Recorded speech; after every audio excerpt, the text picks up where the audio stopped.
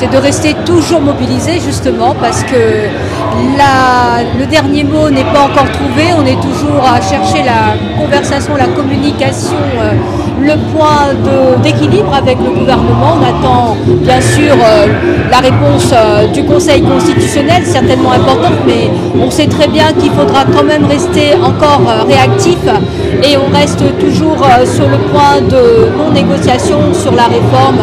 On attend toujours du gouvernement et du président un choix de société qui correspond aux besoins criants de sa population qui croule sous l'inflation, qui croule sous les problèmes de rémunération, de travail. Il y a des réponses à donner.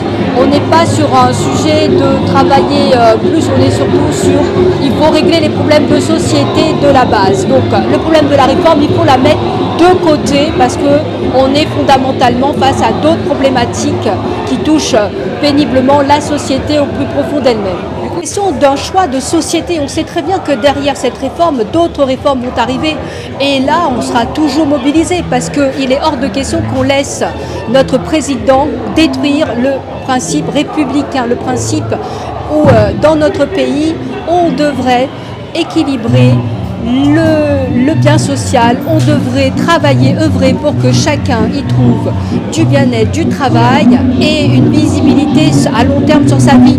On ne peut pas être acculé uniquement vers le capitalisme et travailler de façon bornée sans comprendre ce qui nous arrive. Il y a une discussion à mettre en place, les conditions de travail ne sont pas remises en question, les conditions de salaire, il y a énormément de questions à remanier avant de parler au final du principe de la retraite. Nous irons tous en retraite, nous travaillerons jusqu'au bout, mais les conditions n'y sont pas. C'est pour ça qu'on restera toujours mobilisés pour sauver ce qui nous revient, la République, la démocratie, le bien public pour tout le monde.